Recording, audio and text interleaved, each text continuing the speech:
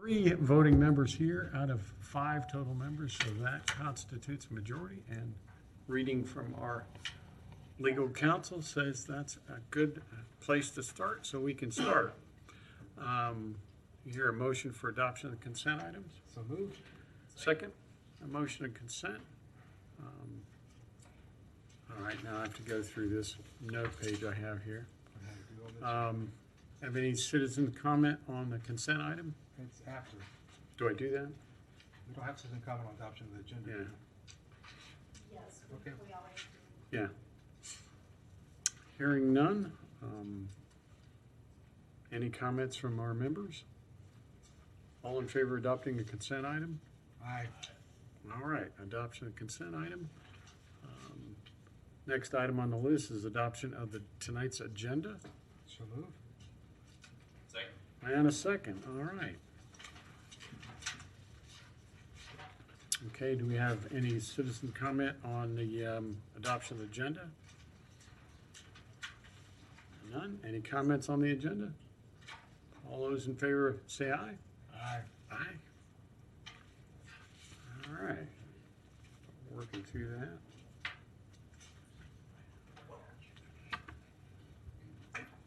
Okay, Carl, thanks for being here. Now we got a super majority. That's right. All right. All right. Should I come down and make you feel a little No, better? I think we're making a statement. Sorry.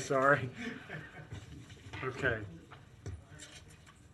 Now, everybody will have to, excuse my ignorance in here, but do we have citizen comment at this time for any item not on the agenda? Right. So, citizens comment for items not on the agenda?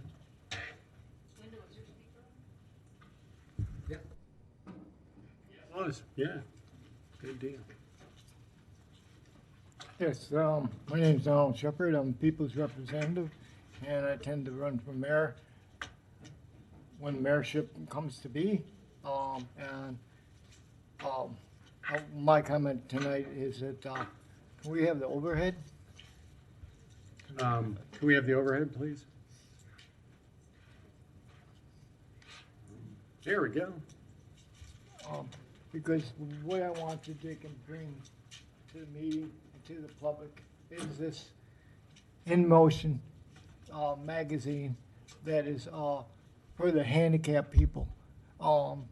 We had on TV last night new equipment that is going to be introduced, and I'm asking for the city to take and help this place, the UF Health Rehab, to make this possible, to help them have the finances to take and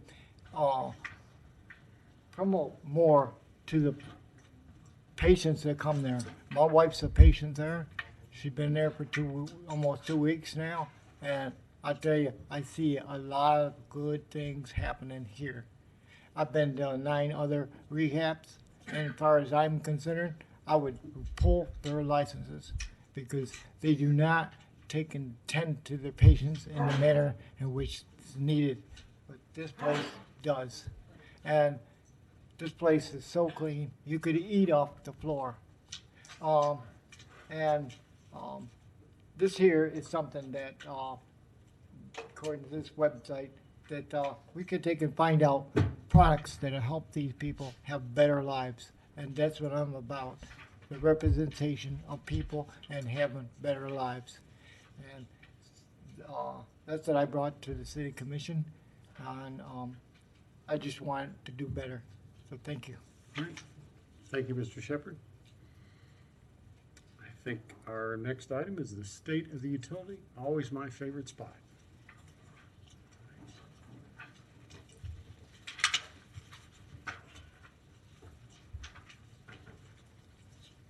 Good evening, Chair, members of the UAB, Tom Brown, Chief Operating Officer, GRU. Good to be back. It's been a couple months since I've been up here. Do have my team with me today, all my operating officers. If there are any specific questions come up, why, they'll be glad to bail me out or help me out, whichever it is. Reporting for December 2019 was actually a very good month for the utility. We had one recordable accident. We had an employee stung by a bee and had an allergic reaction. First time in his life, so those things sound innocent, but they can be quite serious. Autos, we had 0 accidents. Given the holiday traffic and the way people drive during holidays, I think that's absolutely amazing. So very pleased with that. We had no environmental NOVs for the month. On the NERC side of compliance, we had 0 NOVs and 0 self-reports, so we had a good month there. I will state, point out that we do have 2 on-site NERC audits coming up during the year. The first one is scheduled on-site February 3rd to the 7th. On OMP, it was actually split into 2 parts, and the second part, which is the computer-based CIP portion of the audit, is scheduled April 27th through May 1st. So we are working very hard to get all the documents sent up and prepared. I believe we're in a very good position for that, so I haven't heard anything to the contrary. So I'm looking for a really good outcome. On the energy delivery side of things, we had 41 outages for the month. 28 of them were overhead, 8 underground, and 5 actually involved both overhead and underground. So that's an interesting phenomena, but eventually the overhead has to go underground to get there, so that's how that happens. Principal causes were weather and vegetation, not unexpected. For the calendar year, from December 1 through the end of the year, we had 824 outages. 543 were overhead, 175 were underground, 106 actually involved both. Again, the chief causes were weather was 85, vegetation at 304, animals at 76, rest their soul. Humans were 43, rest their souls as well. Equipment, 139 failures. Energy supply was actually a little bit lower for December this year than last year. We had 125,000 megawatt hours delivered. Gas production and sales was actually about the same. Availability for our units, production-wise, we're at 100%, with the exception of Deerhaven 2 was at 99.92. Had a breaker issue, and Kelly was down later in the month for a cracked transition piece, and it's been repaired. Unit is back online and in service as of yesterday, right? So for production for the month, we peaked at 283, and the minimum was 127 megawatts. I think it's worth noting we have the solar ITN still in process. It's still in a negotiation, but it's wrapping up, and we're looking forward to bringing that before the UAB and the City Commission, either in February, probably more likely in March, from what my understanding of where progress is, but I'm pretty excited about that. Water, wastewater, all flows were normal for the month. We had 3 SSOs for the month caused by grease and toiletries. Got to watch what you flush down there. Eventually causes issues for us. I will also mention that the system startup and cut over at the Motor Control Center at Murphy continues without any serious problems, and expect to have it completed for March or April. So I think those are the items significant. I think we have a pretty full agenda tonight. If there's any questions, I'll be glad to answer them. I do have one question. I'm just curious, Tony, are we seeing a change in SSOs from the 3 Ps campaign? Are there any trends? As I said, I'll let him answer this. Tony? Tony Cunningham, Water Wastewater Officer for GRU. It's really hard to try to parse that out to whether there's a trend in a reduction. I think that over the number of years we might see that, but over a short period of time, it's really hard to see that. I think what we do see is a lot more people acknowledging the 3 Ps, acknowledging the campaign, and understanding what it is. But I'm not sure we have a correlation yet. I don't see a correlation yet in the reduction in SSOs. Thank you. And one more follow-up, just for me personally, it's good to see you back, Tom. Oh, thank you. Tony and Dino did great jobs in your absence, but good to see you back. I would expect nothing less. Thank you for your time. Thank you. All right, that was State of the Utility. On to item we just added was election of UAB Chair. Michael Sylvester left before his term was up with good reason, wanted to get new people on board before the budget season started, but that leaves the vice chair running the meeting until we elect a chair to fulfill the remainder of his term, which is until April. So open the floor. I do have Mr. Vice Chair, I'd like to nominate Wendell Porter as chair to fill out the remainder of Michael's term so that you'll roll right into becoming chair when your term starts in June. We have a nomination. Any further discussion? Need a second? Oh, that's true. I would second that. Thank you, Tim. Okay, further discussion on that? We have a nomination, a first and a second, and I guess all in favor of Member Wheeler's suggestion, say aye. Aye. Opposed? All right, I sit in this chair. Right. There you go. Okay, now according to our legal counsel, we have to do it all over again in April, even though we talked about that last year, but legally we have to do that all over in April because for the simple thing, we have to get a vice chair. And so do we have to get a vice chair tonight? We do, yes. Yeah, well, dang. So we have to, since I can't wear two hats, we have to have a vice chair. So are we open for nominations on that? Barry, you there? About to say, since Barry isn't here, I could nominate him. I would nominate Wes. Okay. Sure. I mean, if Barry doesn't want it, I was going to ask him, but he's, yeah. That would, yes.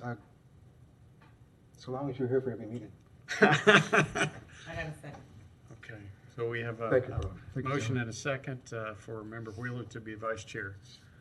Okay, again, that lasts till April on both of us. So we'll do this again there. So any other further discussion? All those in favor of that say aye. Aye. Opposed? Okay, well, we took care of that.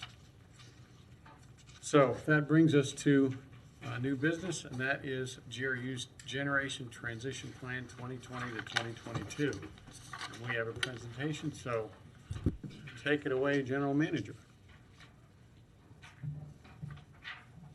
So officially, you're the chair now? Yes. So I don't talk to you as the vice chair. All right. Okay. So thank you, Chair. Ed Bilarski, General Manager, GRU. Let's see if I get the. Okay. We're here tonight to actually talk about a topic that we've been developing over actually a fairly long period of time. It's one that we take very seriously. It's one that only after a lot of consternation, a lot of internal thought and analysis that we bring before you because it impacts a lot of folks within the organization. It impacts the organization the way it operates. But okay. There we go. The main point of the Generation Transmission Plan is the fact that it offers a new approach for GRU to look at rate reduction, to look at paying down debt, to look at lessening our reliance on fossil fuels. And with that, I will talk to you all about what we've spent the period of time really doing. So it started with the premise, and you heard it in last year's budget, and our Energy Supply Manager Officer Dino DeLeo was heard saying this often. We have 5 plants that are over 38 years of age that produce 450 odd megawatts out of our 630 odd megawatts of capacity. And they're the granddaddy of the fleet, the J.R. Kelly plant, which was the first plant we have. We have some combustion turbines, and I call them plants. Not really plants; they're really, 35 megawatt pieces of turbine equipment. And we have the coal plant as well as the gas plant. So that was the challenge. I mean, if there's the Achilles heel of GRU as a utility, it's in the age of its generating plants. So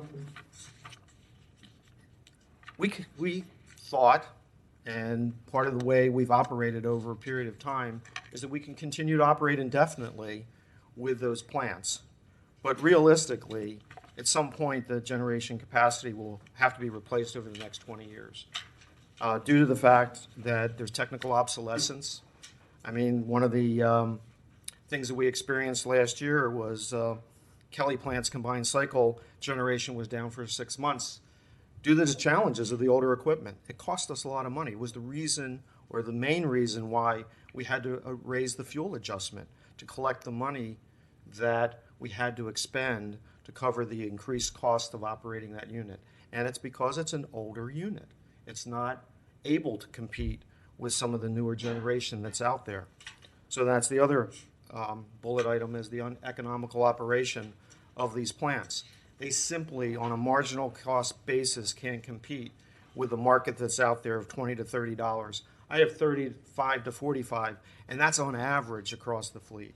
I mean, that isn't for the the older plants that exist. We are looking at numbers actually higher than that.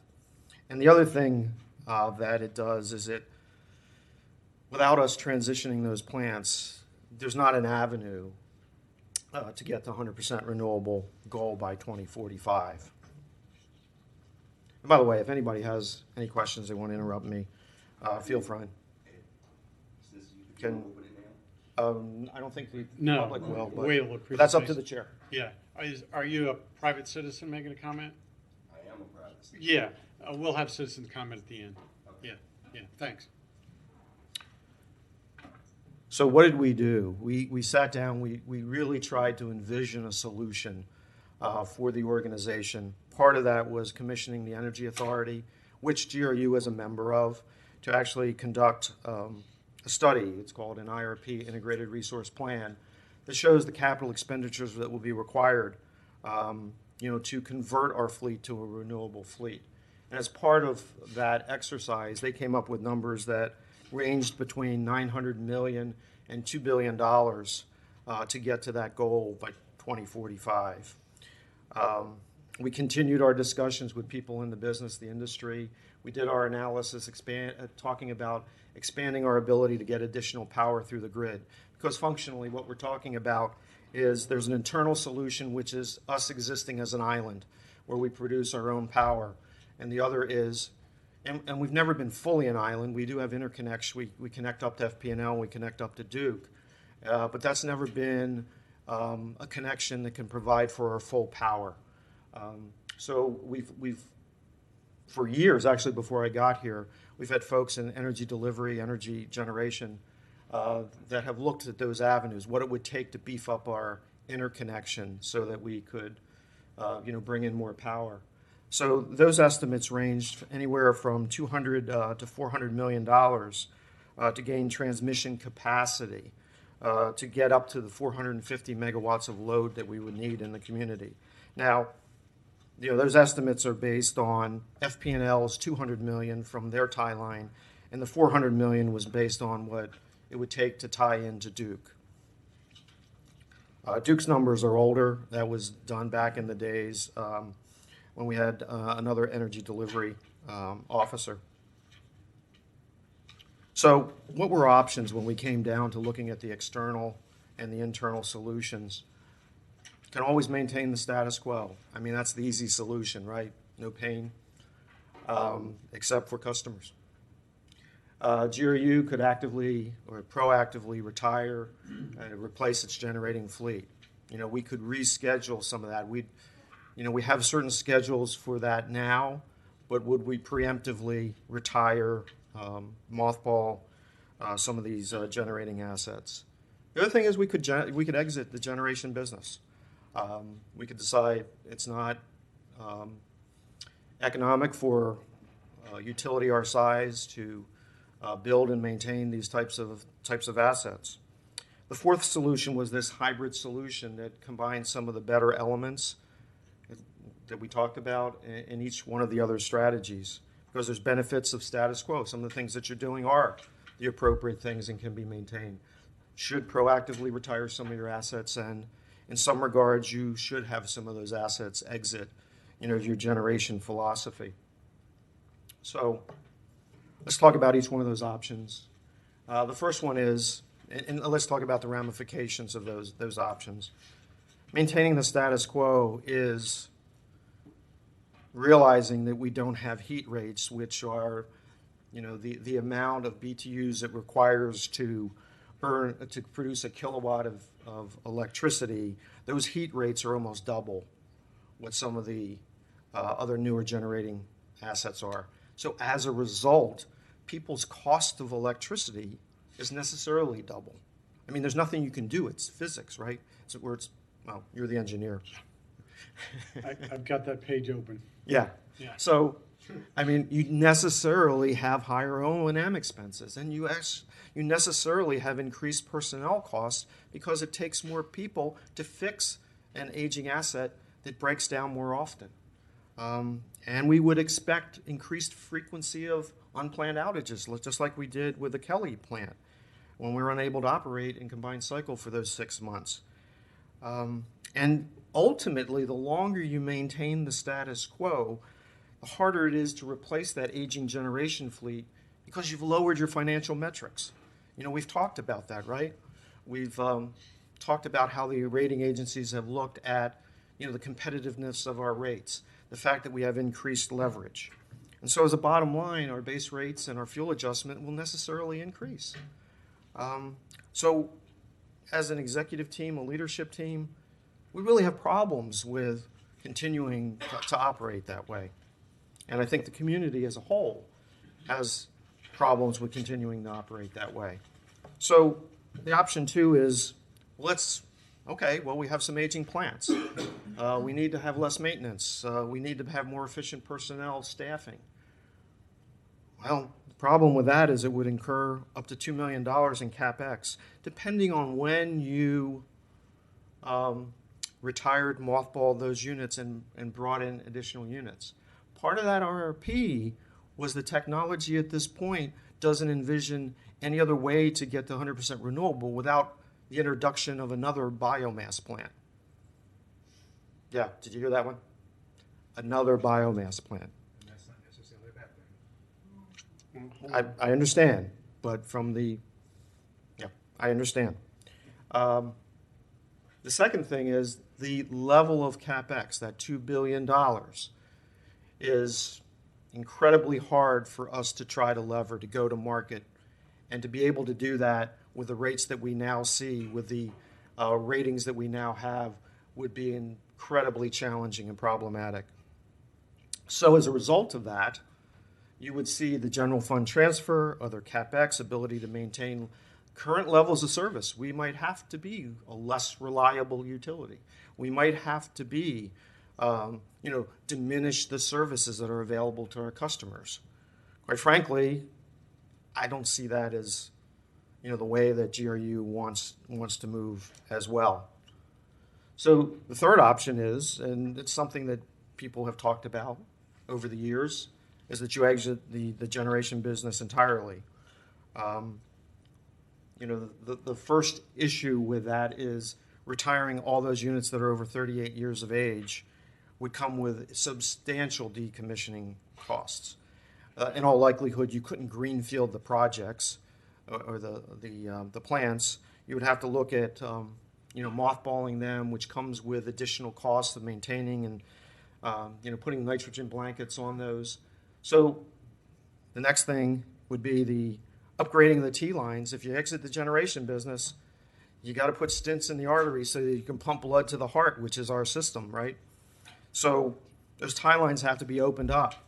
So getting 450 megawatts from the grid, it was estimated, as you remember, costing between $200 and $400 million a few years ago. So whether you went with Duke or you went with FP&L, that's additional CapEx that is not in our budget right now. The other unintended consequence is that we do have remaining useful life in some of those assets, as old as they are, and you would lose a portion of that asset, if you will, resulting in significant asset impairment. And again, I know this becomes repetitious, but during that transition, electric rates will necessarily increase. Again, not something we want the community to have to deal with. So option 4 became the hybrid solution. And the key component of that was this option to partner with FP&L to upgrade our T-line to that 450 megawatts. You saw that the cost of upgrading that was significantly less than the upgrade with Duke. And they have an extra incentive, and we'll talk about it a little bit later, but back in the beginning of this past year, they culminated their deal with Gulf Power. So they're trying to expand so that they can provide cheaper power from their central Florida assets up to that location and make that a better deal for them, as they should be want to do.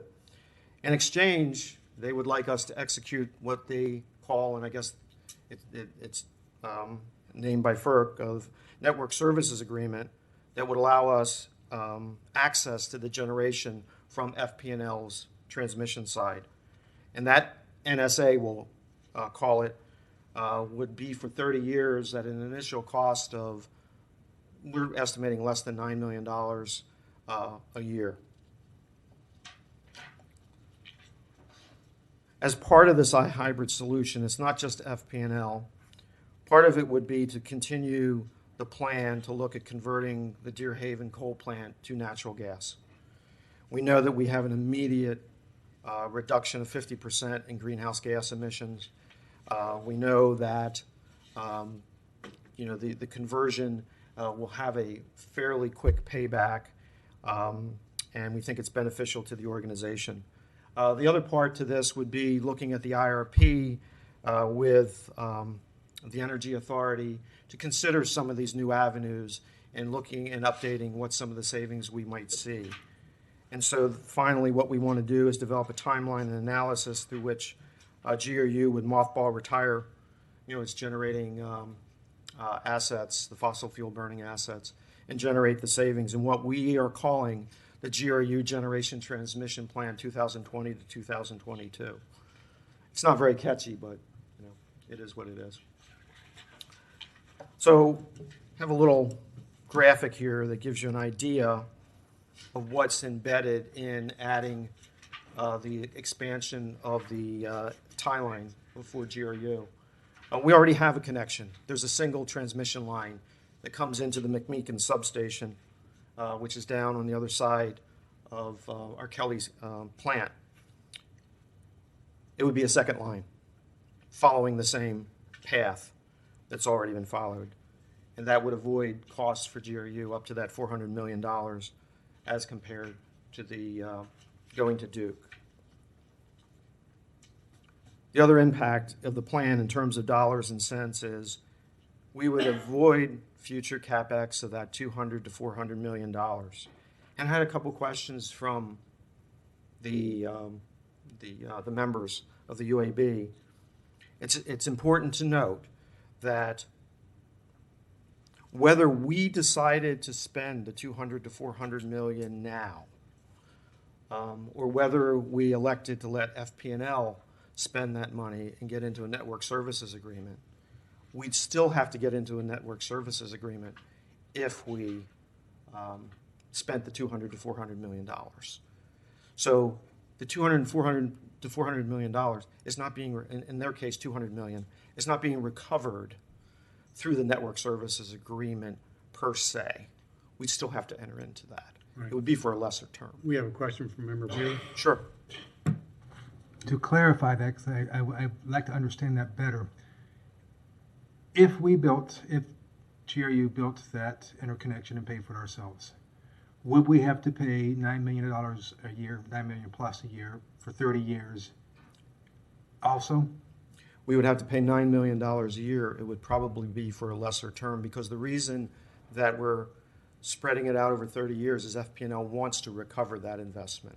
Okay, but even if we built it ourselves, we would still have to pay them a fee under that agreement? Yes. Thank you. You still want a fee, don't you? Okay. Just checking with the guy from FP&L over there. The second thing is that we would avoid future CapEx of between $900 million and $2 billion to replace the aging units. It's important to note here that having access to the power through FP&L's territory and through that increased capacity through the transmission interconnection, we would avoid building new plants ourselves. So that is up to $2 billion that we wouldn't have to spend as a utility and have to recover through the rates of the customers. So the third item is that $9 million that we're talking about, that we're entering into an agreement for, and that's the initial amount. And I'll talk about it a little later, but that will go up by their cost of transmission service that's regulated by FERC. So it's under a tariff. And so there's protections associated with that. There's public hearings. They can't just willy-nilly decide they want to change transmission rates. But that will be recovered for GRU, or it will be paid for by what we see as the savings in our own fuel costs. So you remember when we had the slide where we said this is costing us, about $40 or so on a marginal cost basis for the average generation. Well, we'd be able to buy that for the 20 to 30. So that would generate a savings to us of $10 to $14 million that would pay for what we're talking about, just on the fuel side. The other thing that would happen, and this is the more problematic and challenging one, is that we would see a $5 to $8 million reduction in fixed costs at the fossil fuel plants. Now, in all reality, a lot of that is people. That's what it is. We have people that are staffed at these plants that are working for GRU, and we would have less of them because those plants wouldn't be running, they'd be mothballed. But that, again, would be a savings to GRU that would be seen in future ability to pay down debt, rate reductions, and those things.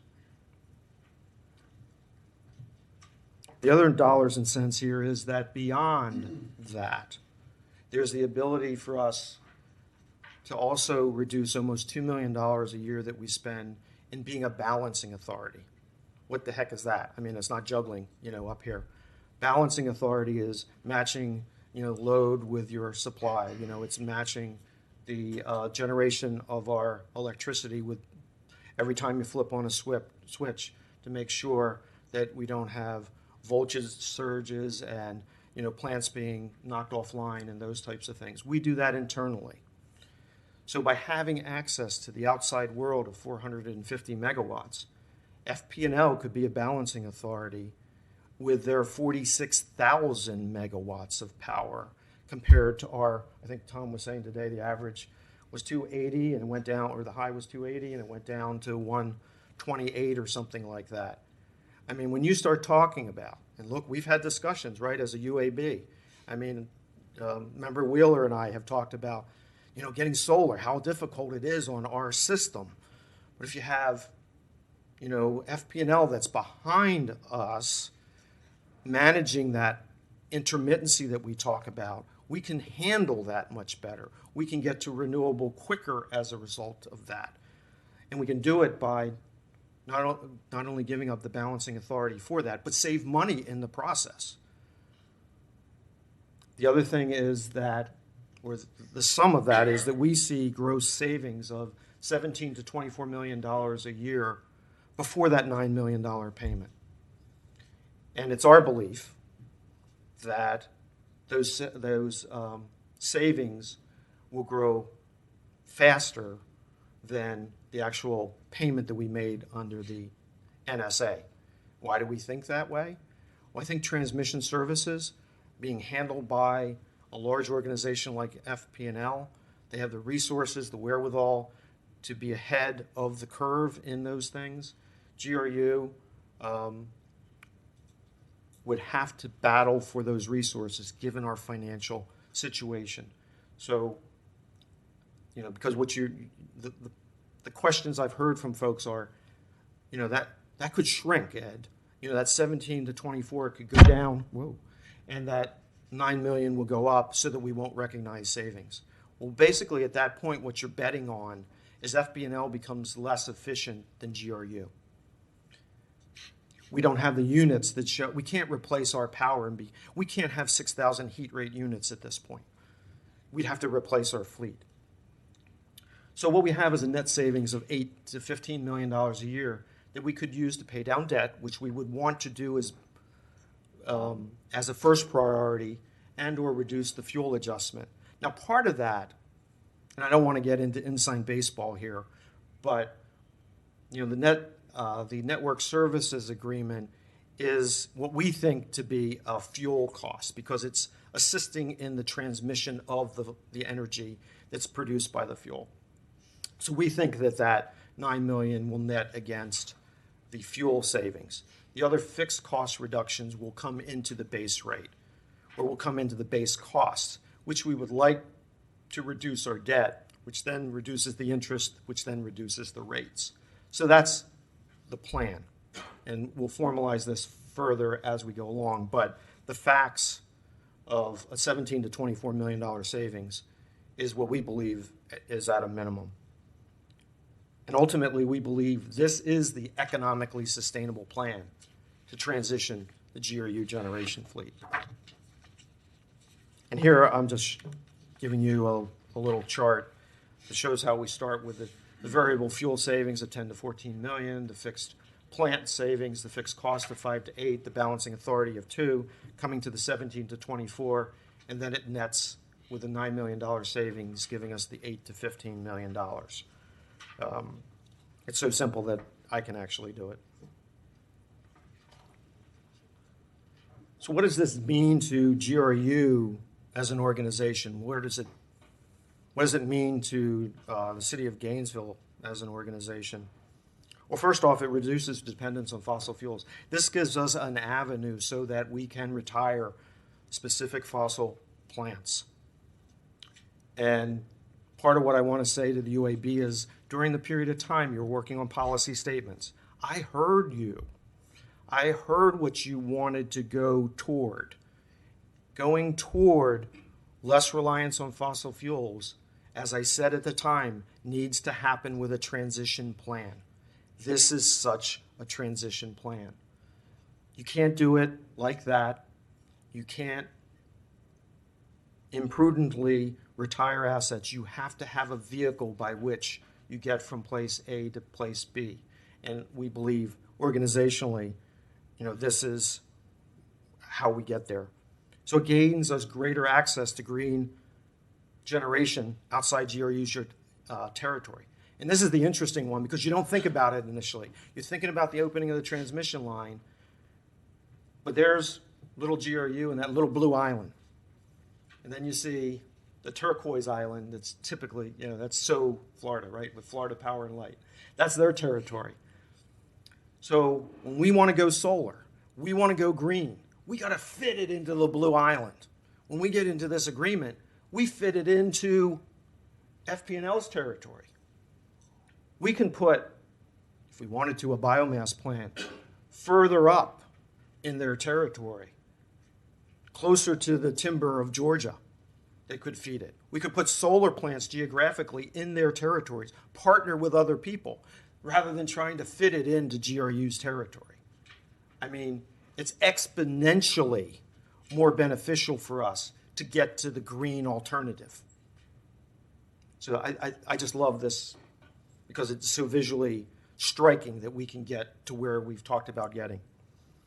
So in that regard, we're utilizing the strength of FP&L and others to assist our transition to 100% renewable. Look, there's slackers when it comes to getting to 100% renewable. I'll say it right here. Across your fleet, 3%, forget it. Get out of here. We've went higher than that, but now we can use their territory to get to that. And the other thing it does, it gives us a multi-year window that takes the pressure off, gives us the savings, and gets us to an effective and equitable plan to actually reduce the workforce at the fossil fuel plants. We have a chance to work with labor. We have a chance to not make it so that any individual employee is hurt. They have a period of time in this regard. And I think that's really important for what they've gave to the organization as a whole. I've got a question. Yes, ma'am. What does the purchase of Gulf Power have to do with being necessary pieces in place? Give more detail on why that, that's a long way away. I don't know if I want to answer for FP&L, but I will say that some of the, if you look at the old FMEA charts as to what the retail rate was at Gulf Power, it wasn't GRU that was the highest. It was Gulf Power. So they bought that utility, and they bought it at a price that allowed them to secure the energy from their own central plants to provide that power so that they could make money on that. So, I mean, it's really an economic decision for them to build transmission lines to get that cheap power to that. Is that close? Okay. We'll bring him up a little later, and he can talk about, because there are some questions that I'll get into right now, because as an organization, we tested ourselves. Lisa was tough. She kept asking me, what is wrong with this solution? Because that's what you think, right? What don't we not know? What don't we know? So the first one is, why the heck is GRU asking for such quick approval to do this? Well, the reality is we've been talking for years. We've had an ongoing relationship with FP&L. We've had an ongoing relationship with Duke. And we've always looked at these options. What made this difference, which goes to Member Sperlingwood's comment, was that they had that recent purchase of Gulf Power. They want to supply that. I mean, quite frankly, they want to supply all of Florida. They want to be the big kahuna of Florida. That's what they want. They want that generation. And that's their business model. And God bless them for that. And that's why they want to do that. And I'll skip to the next question that's on the next page, because that's isn't this NSA providing these guys an ability to buy us? They're just going to buy us, and then we won't have a utility. And that's the next question we asked ourselves. And what's interesting is that I think we've taken the economic benefit by working with them on this transmission agreement so they can supply us power. Why the heck do they want to own us? They don't want a water utility. Sorry, Tony. They don't want a gas utility. They want to be in producing electrons and doing it at the cheapest price possible, delivering it to all their customers, whether they're wholesale, whether they're retail. So we've literally taken their incentive to buy us away, unlike somebody like JEA, who has decided, we're not going to go that route. We're just going to sell ourselves, right? The other question is, isn't $9 million a lot of money to spend on 450 megawatts of transmission capacity? The only way I know how to value that is, what does it save us? And as I've shown you, that saves us the need to spend $2 billion in CapEx, over the next 30 years, maybe sooner versus later. And it also saves us in fuel costs. It also saves us in fixed costs that we're now operating under. So why is GRU being asked to obligate themselves for 30 years? Well, if they're going to pay $200 million to build the interconnection, I think it's fair to say that they want a return on that. And quite frankly, having 30 years is probably more to our benefit than to our detriment, because it gives us that transition period. It gives us that time in which we have optionality. And that's a term I've always used with the UAB and the City Commission. As an organization, we want optionality. We just don't want Plan A. We want Plan B and we want Plan C. Because if you only have Plan A, you're going to have some problems. The other question is, won't we devalue GRU as an organization because we're giving up generation assets? The answer to that is, recognizing what your strategic advantage is as an organization isn't a weakness, it's a strength. And we actually increase the value of the organization by not having overpriced, overcosting generating assets. The other question that we asked ourselves was, what about this language that's in the NSA? We've had a problem with contracts in the past at GRU in Gainesville. To just like the biomass PPA, right? The thing that made our city attorney so comfortable was this is a fully transparent agreement developed through the FERC, with its terms being an industry standards to recover costs. I mean, this is something you can get on their website. This is something that everyone can see. This is not a redacted document. This is governed by FERC. So there's a great deal of comfort with this. Won't this diminish how GRU has been at the forefront of storm recovery? The long answer to that is no, because we're not giving up any of that in terms of our distribution system. This is simply the line that comes in to our distribution system. It's the substation. It's the interconnection. So won't this NSA? I mean, gee, these guys have stumbled through, getting to renewable. How are they going to help us do this? The reality is, if they don't move forward with more solar, more renewable, we can do it ourselves on their system. That's really a good thing. We have access to their territory. Plus, we've talked about if we decide not to go with a market-based system, we could get into a PPA with them where they would sculpt the PPA with solar. So they would be our balancing authority on that solar.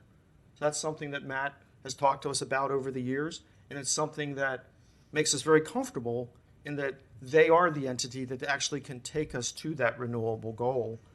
And if not, there's a plan B. What if GRU doesn't see the savings that they estimate? We're talking about $10 to $14 million, then we're talking about $5 to $8 million. What's a few $1 million between friends, right? Well, the reality is you're making a bet that our 5 plants that are over 38 years of age will suddenly, miraculously produce power at a price less than FP&L can. I'm not willing to take that bet. I really am not. And I don't think the customers are willing to take that bet. I think the customers want to see electric bills that go down. And I know as an organization, we want to have money so that we can employ smart meters, so we can do the things that take the utility to the next level.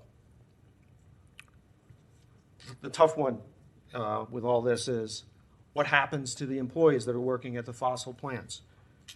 Nothing for the next several years. The reality is nothing happens to them over the next several years. But we have to work on favorable outcomes during that period of time. We will have to develop who may be willing to leave through attrition, who may be able to be first in line to get another position at GRU in another part of the organization, who will be leaving at other points of the organization. I know that since I've come on board, I've been here almost 5 years at this point. I don't know that we have 20% of the same people that we started with over that period of time. People have loved to work at the utility. We've had people with 20, 30, 40 years of experience. They leave and go to retirement, do other things. We have a great retirement plan. So we believe that we can handle that and impact the employees as little as possible for working with the union or through working with the union, through our chief people officer, and coming up with equitable solutions. And the next question is, when will the customers see something about this? The reality is it won't be an operation constructed until 2022. But this is the plan to get there so that we will reduce cost. We will have lower CapEx. We will have reduced O&M costs. And they're positive signs to rating agencies who see this as us delevering, us making good business decisions. Our ratings, I think, will have upward pressure. Rates will have downward pressure. And that's exactly where we want to go as an organization. So I know there's more questions than that. And the UAB will ask. We have folks in the audience that have been waiting very patiently, and they'll have some questions too. But here's the reality. When you make a decision, right, you do the pros and you do the cons. This is kind of like Here's what we can do if we continue with where we're at. On the right side, it's under this GRU transition plan. So the current outlook is continued high capital expenditures. Second transmission line that we have to pay for. More debt, lower bond ratings. Lower bond ratings, higher interest costs.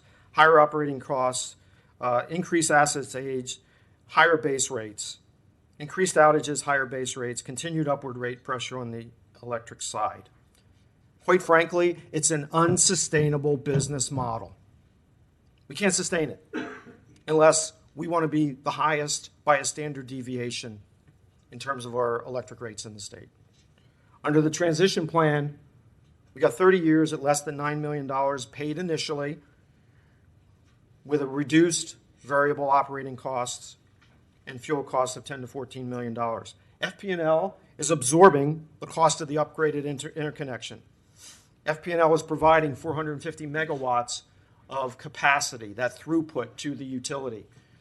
And we will be able to reduce our fixed operating cost $5 to $10 million because that 8 has went to 10 because we're considering the balancing authority as being part of that.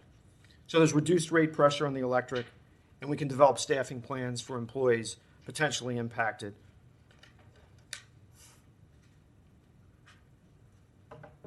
So we have a recommendation.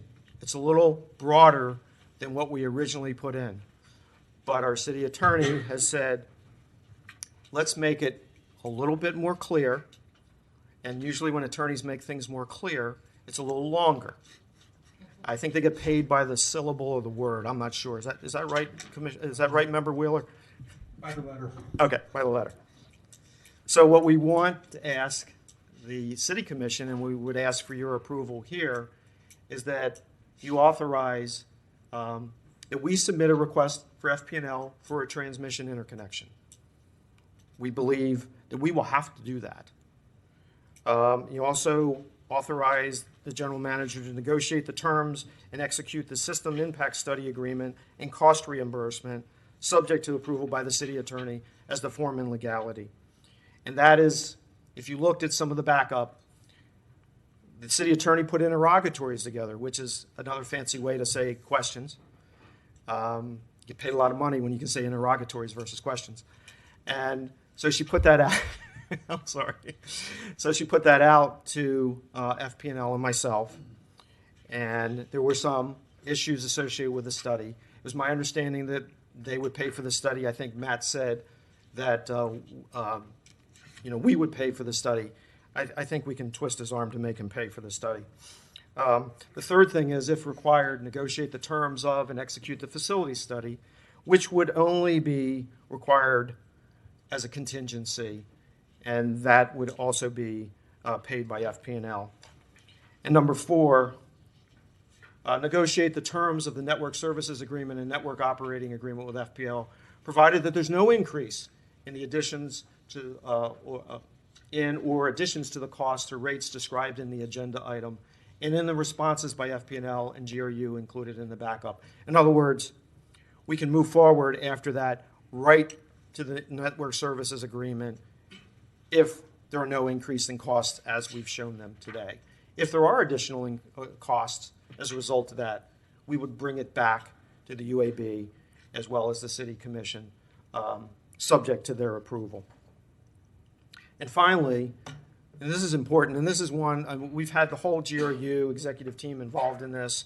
It's been important from the financial side that we direct GRU to use the savings resulted from this agreement to reducing debt, or which would be the basis for future rate reductions, and or to reduce the fuel adjustment.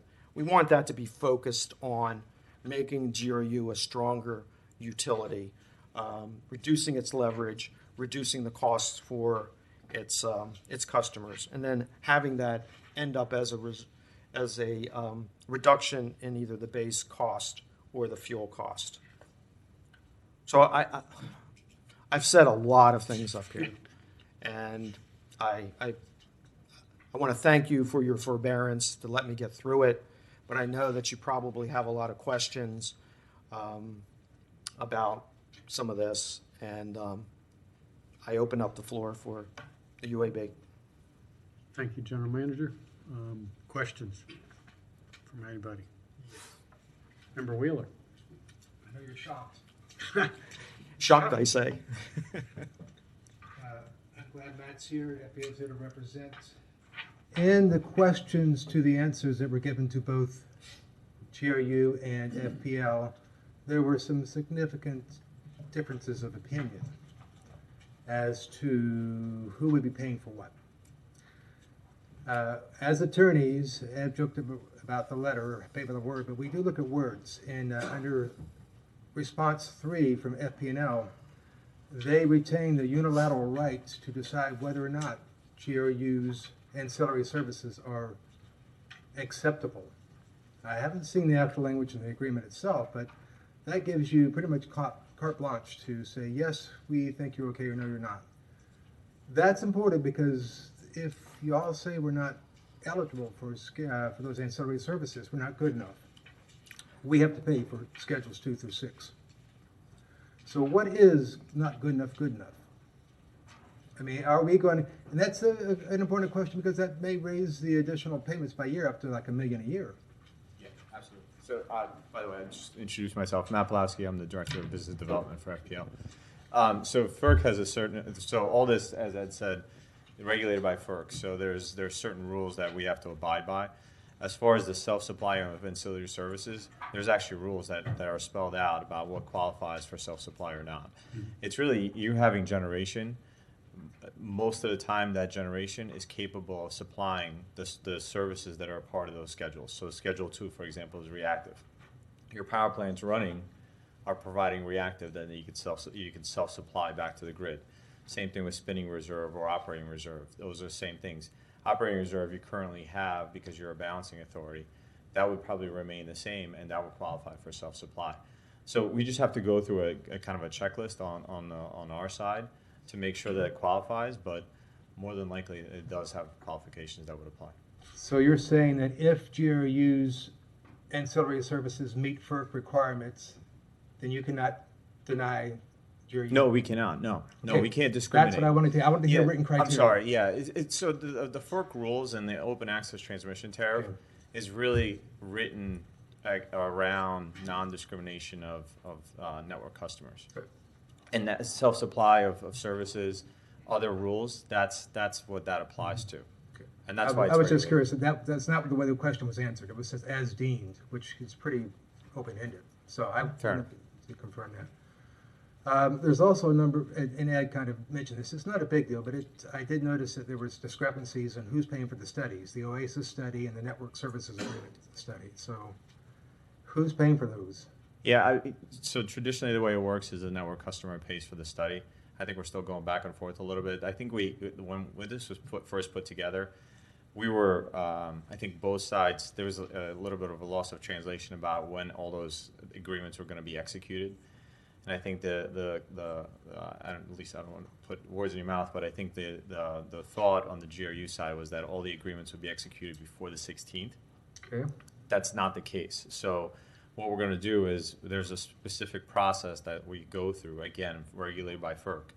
Submit the network service request, start the study, complete the study, and go through all the different steps until you get to a complete transmission service request that we can ratify.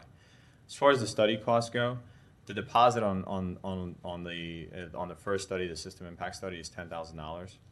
So I think we just have to go through and just verify exactly how we're going to treat that. We're open to a lot of discussions on that. I don't think So we've that's fully not been committed on it. decided yet. So it's possible that GRU could end up paying for those. Yeah, but I want to make sure that you understand that we're not talking $5 million. Right. It's a $10,000 study deposit. The way it works is that study deposit is used for time that our personnel are working on that study. And we're just recouping the cost of our personnel working on the study. Right. I was actually literally printed out their answers side by side and was comparing when there was a difference in how you answered. Yep. On that point, I'll just make a comment, not so much a question, but it's for FBL's attorneys and for our attorney. I see there was a difference of opinion as to indemnification. The Florida legislature has passed a statute that in its wisdom says limits our liability as a municipality, and I much prefer the city attorney's stance on this, and I'm sure that the city attorney will do a good job of taking care of us, but that is a concern I saw from reading these documents. And I'll just, one comment on that. So Lisa's provided us with updated language, and we're working through that with our attorneys to make sure that we're okay with that updated language from even what you saw before. I'm going to, that's one of my questions for you. I'm just going to make two more general comments and yield the floor. I think the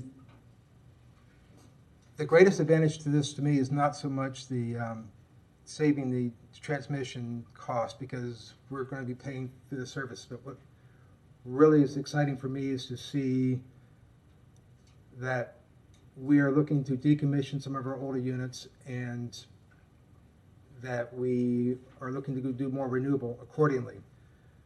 I'd like to see us concomitantly, at the same time as we're moving forward with this agreement, to begin concrete actual steps to do a decommissioning plan, to put out an RFP. I want this to be tied. If we're going to go forward with this servicing agreement, I want to see that we're taking steps towards what are we going to decommission, when are we going to do it, how does it help us achieve renewable. I'd also like to, and this is a separate issue but related to that, I think I see both FP&L and GRU over and over again touting the advantages of us not being a balancing authority, of contracting that out. That is one of the big advantages to this, taking this next step, and I also want to see us taking steps immediately. Put out an RFP, get the steps moving for how do we move towards saving that $2 million a year, giving us more flexibility, allowing us to go to more renewables that we can't do now. I mean, I've heard that time and time again from you, Ed, saying, hey, we can't do more renewables because FERC won't let us. Well, because of balancing authority restrictions. That's one of the greatest advantages of this change, of this recommendation plan, and I want to see us putting some meat in the sandwich, backing up the words with actions that we're going to follow through and start taking steps towards both transitioning that balancing authority and decommissioning. And that's all, Mr. Chairman. Yeah. If I could, the ability to give up balancing authority would only come with the actual expansion of that transmission interconnection. So we wouldn't get any additional abilities to change the way we manage our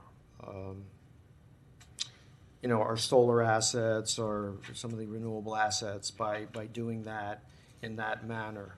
I think it's important to look at what FP&L could do once this occurred, but I think it would be premature to look at that now, particularly given also the commitment we've made to employees that we're going to make this as gentle, if you will, on them as possible. We have some very dedicated, very skilled folks that are out there that every day are making sure that your power is kept on, and I wouldn't want them to think that this is going to impact them now. Because I don't see any benefit to contracting that out, substituting somebody else, because FP&L couldn't do it. They don't have the additional. You would just be making them contract bodies, if you would. I understand, but I'm not asking you to go out and do this tomorrow, but I don't want us to be in 2022 and say, oh, let's begin the discussion about what it might take to do non-commission. Well, we're going to do a 5-year study. And at the end of the 5-year study, we'll do a 10-year analysis. And then maybe 15 years from now, we'll look at, if we're going to do this, the benefits are decommissioning and moving towards non-renewable. And I want to see us moving in that direction now, not waiting till everything's in place 5, 10, whatever years later. I appreciate the urgency you have that, but what you can see is that I'm not somebody that waits for a lot of things. I've been told to slow down in the past, and you can see that we've taken actions to make GRU stronger, as a utility as well as within the community, and that commitment is still there. I don't want to do it at the expense of employees, and I don't want to do it at the expense of making us a reliable, safe utility. And I think we're on the same page there. I understand your feelings. Okay, yeah, Member Sperlingwood had a question. On number 8, FP&L response, I'm a little confused on some of this. Network transmission charges calculated on coincident of FP&L peak network system and GRU metered load at all times. Wait, are you asking, I'm sorry, you asking for Mr. Pulowski? I don't know who I'm asking. Oh. However, higher energy imbalance charges could result if FP&L has to supply GRU network load from its own resources.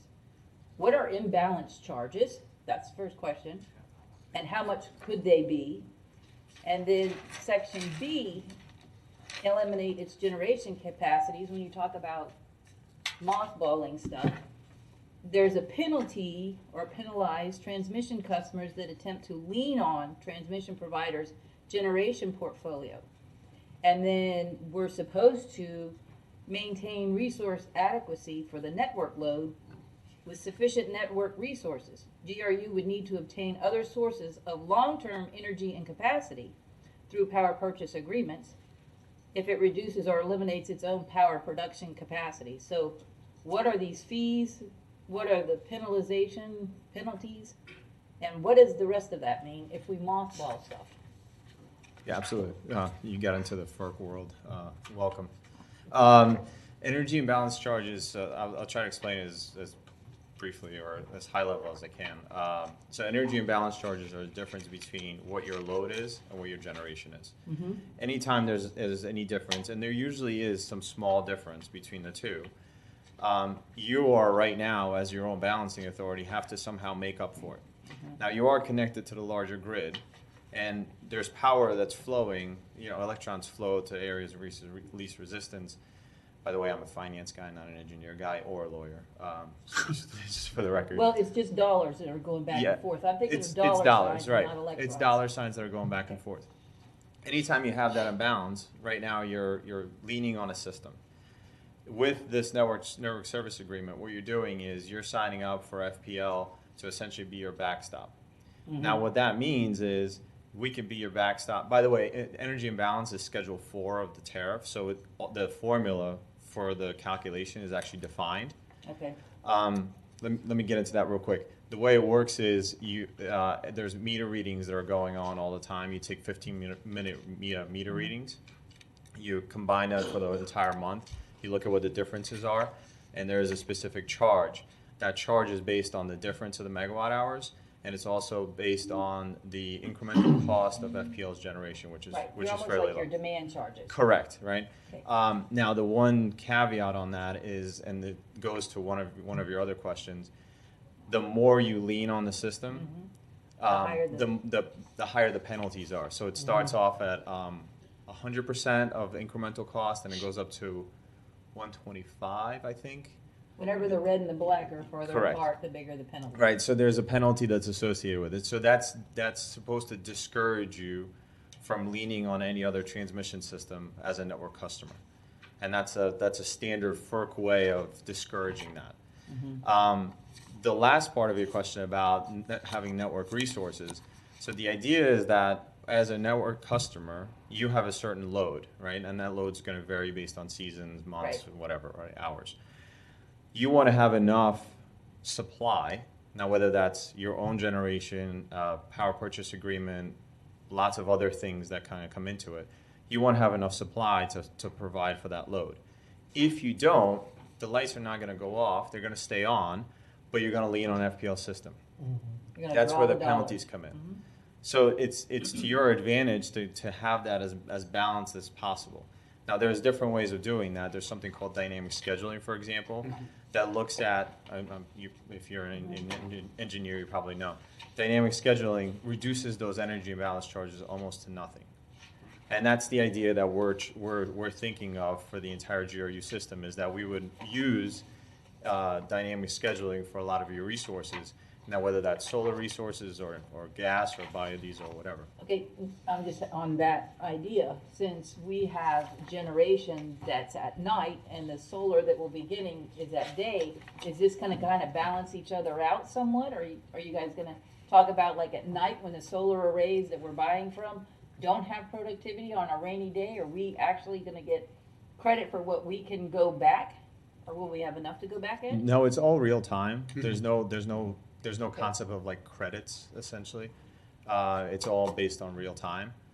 But what you're doing is, and Dino can probably speak to this more, but a lot of your generation's on what's called automatic generation control.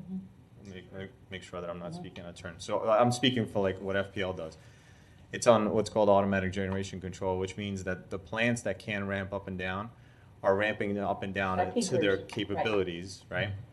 As much as possible to absorb any kind of fluctuation in solar. So that's what's going on kind of behind the scenes to make sure that the lights stay on a cloudy day or when there's a storm coming through. Now, what Ed was speaking about that we're actually very excited about is that if you have solar plants that, for example, you procure from us or frankly from anybody else, I would love for you to do it with us, you can now space those solar sites throughout our territory. They become network resources, and they're basically are grouped just like they would be in your own territory. Now, what that allows you to do is that allows you diversification of locations, all sorts of other stuff to make sure that you don't have a lot of those imbalances. And then on top of that, you can, we're hoping that we can provide, competitive pricing on a power purchase agreement. That power purchase agreement could be shaped so that it's load following, basically, right? That can be your backstop as a filler for any kind of imbalance. And that, again, would be on a dynamic schedule. It would be on automatic generation control to minimize those imbalance charges as much as possible. And then I have one other question on the service agreement for network integration transmission. Page, I don't know, 3.8.1. It has. I don't have the document in front of me, but I'm sorry. This The document. actual legal. This contract. Those are all our responses, yeah. Okay, these aren't responses, this is actually the contract. Oh, I guess. your contract, okay, I'm Is sorry. it right? It's the actual contract. Meter reading, or meter for any reason or any meeting equipment fails to register properly, it may be estimated by FP&L and with your current procedures, an estimated bill. So I'm confused with all the automatic meter readings and all that, why we would even need to have an estimated bill reading. So those agreements are what's called pro forma agreements that have been around for years. Okay. A lot of that is kind of older language where somebody was actually going out to read the meter. Right now, it's more automated. Right. I will tell you though, we have lots of network customers, right? Every once in a while, meters do go down. Meters go out of whack. There's things happen, right? What we do is, and we've done this with other network customers, if there's intervals that, for example, look out of order, maybe they're too low, maybe they're too high compared to the next 15-minute interval or whatever measurement we're taking. We work with the network customer to figure out, okay, should we do an estimate for that 15-minute interval, for example, and what's the right amount to do that? Or can we somehow get the data from the meter itself and can try to figure it out? So that's kind of the procedure whenever there's any kind of discrepancy on the meter. We start it, but we verify with the network customer. Okay. And one more question. With our attachment was like that 750-page FP&L document? That's the open access transmission tariff. That's part of this agreement? It's So- signed into this? That agreement is part of the tariff. Okay. So the I tariff, didn't get through that whole thing. you didn't? No, are you kidding me? It's good nighttime reading if you're having trouble sleeping. But that is part of this, or that is one section of this, or how does that work? That is a section of the open access transmission tariff. And again, the open access transmission tariff, or the OAT, is regulated by FERC. And that's what we go to. So we have two rate cases. We have a retail rate case and a wholesale rate case. Retail rate case is done here in Tallahassee at the Public Service Commission. That's like your rates that you're used to that we provide to our customers. Wholesale rates, which you would be a part of if you sign on as a customer, are regulated by FERC. That's done in DC. We go through a very similar rate case where we have to justify our costs, justify what we're charging customers for rates, and they have the ability to ask a lot of questions. And we also have interveners that come in, similar to what you would have on the retail side. My question. Okay. Thanks. Member Rockwell has a question? So I was reading around the same section, and I'll be honest, I have not read through this entire question and answer thing, so maybe I'm just taking it out of context. But number 8, part A, the last sentence there says, however, higher energy imbalance charges could result if FPL has to supply GRU network load from its own resources. I thought that's what we're talking about. I mean, are we buying energy from your resources? And you know, backing up to number 7, it's sounding like GRU has to continue to generate 450 megawatt while we're buying electricity from FPL. So I'm just kind of, if that could be clarified, you know, what does that mean to supply load from its own resources? Is that We have two. Oh, we have 2 more. We can see if we give the right answer to, Okay. with the same answer. But yeah, what you're talking about is the capacity, you know, to generate 450 megawatts. We have to maintain that capacity to generate 450 megawatts that supports, you know, that transmission. At some point when we shuttle a plant, we mothball a plant, we retire, decommission a plant, we would have to recover that with a power purchase agreement, a firm power purchase agreement, which could be through FP&L, could be through FMPA, could be through anybody that works through their transmission. So that's, you know, it's not that we're generating 450 megawatts of power at the same time. We just have to maintain that capacity, whether it be through a power purchase agreement or through a physical asset. I think that's what creates some of that confusion. Yeah, the agreement itself, the network service agreement, is for for you to become a network transmission customer of FPL. So that's essentially, we're building the road to get to GRU that's going to allow for up to 450 megawatts of capacity if you need to transfer it.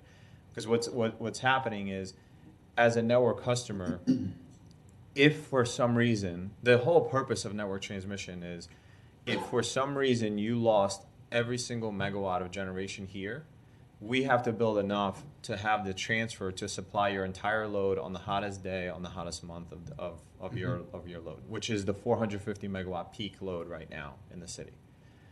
That's what network transition provides you, is to provide you with that backstop to allow you to do that. Now, as far as the generation itself, like I was saying, that's your network resources.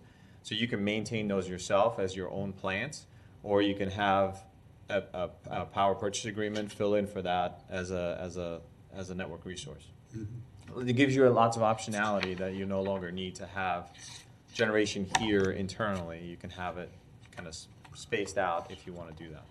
Well, and I think what it's there for, if you correct me if I'm wrong, from FERC's perspective, is it gets into leaning into us taking advantage of you being behind us and using you instead of our own assets for that balancing. I think our attorney had a comment. I was just going to add a little bit to Matt's discussion. This network services agreement, network operating agreement, is just for transmission. It does not have to do with energy purchase. So we're buying the road, the transmission line, the ability to use FPL's transmission line for 450 megawatts. Right. But so say hypothetically, GRU shuts down the Kelly plant and they don't have anything ready to go to replace that, then we are going to be buying the whatever the balance is megawatt hours from FPL, and then that's when this kicks in balance fees and stuff, because then at that point we are actually purchasing power from FPL. We can't even do that, what you just suggested. No. Well, we can't replace firm power with market-based power. I mean, we couldn't. We would have to get a firm-based power purchase agreement with somebody. I guess I'm just not understanding how we can decommission plants if we're not getting that energy from somewhere else. We have 600. Because we have 600. We have 650 megawatts. almost. Yeah, 600. But the point is, we're not decommissioning anything initially until we can get into operations and then see what we can decommission. And then before we decommission, we would have to get into a firm power purchase agreement for anything that we would decommission that would take us below 450. 450. Which we're at 630 now. Okay. 638, right. Okay, that's Yeah. a That's the missing. bigger picture. Okay. But all the majority of the savings you're talking about are coming from the potential decommissioning or mothballing of First, Assets. the majority of the savings come from running cheaper assets as opposed to our older, more expensive assets from a fuel perspective. you can turn some of those off. Right. And still have them available. All right. And then once you could determine that they wouldn't be running for periods of time, then you would take the next step. So this is progressive, but they're great questions. Gotcha. I'm just trying to make sure I'm No, I wrapping my head appreciate around the this because this questions is a that big you thing. all have asked. Yeah, if you're running your own generation, that's the, you know, that your question is related to this. If you're running your own generation and your own balancing authority, you're kind of sort of an island essentially. We are island. You have to keep certain generation online because if something fails in your system, you're on your own, right? With the network transmission, you're no longer on your own, and that's what that provides. Okay, thank you. I guess while I have the floor, my other question is, has anybody thought about, or is there a downside to not being a balancing authority? Does it affect your rating, your ability to do business in any way? Well, that's one of the things that we will explore over the next year, 2 years, right? I think there's obviously a financial savings with that. I think we will have to go about this in a prudent fashion. There's obvious benefits to having FP&L there as a balancing authority. I mean, one of the anecdotal information that's out there right now is we have a coal plant that's rated what, at 240, 255. Do we run at 255? But we can't because of the N-1 contingency. We operate at somewhere around 120 megawatts. So we have an additional 132 megawatts of capacity that we can never use. We can never use it because we're our own balancing authority. But we could use it if FP&L was our balancing authority. And if we converted that to gas, you could use more of that, reduce your greenhouse gas emissions in the same fashion. So we're operating now with one arm tied behind our back because we are an island. So I'm basically done. The only other thing I was going to ask is if this agreement would give us any ability to leverage FPL to go more green generating, but it's not really a serious question. No, that's an excellent. I think we ought to make them commit right now to getting 50% green. Are you ready to do that, Mr. Pulaski? I feel uncomfortable doing that at this very moment. No, I will answer one of your questions though too. Is what Ed described earlier about the ability to use the entire system for putting your generation assets on, as far as solar and others, is a true benefit, right? And again, while we would love for you to buy our solar power, it does give you the ability to go to the market. So that is an important distinction based, compared to what you currently have. Member Davis had a question first, Teresa. Yes, my question's a little bit of a follow-up to Tim's question. I'm thinking about the 450, and I'm thinking, well, first of all, are the cost savings based on 450 from day one, 100% of the time? No. If you look at the GenTrader models we put in there, we put together runs where, let's see if I can remember. We restricted. We didn't put restrictions on importing power because I think in the way we typically operate, we have restrictions. I mean, you were talking about a highway being built to us. It's basically a 2-lane road that FP&L would be building to us. Right now we have a piggy path. We really don't have the access. So we can't, import a lot of power. So that restricts how we operate. So we looked at not restricting that importation in several ways.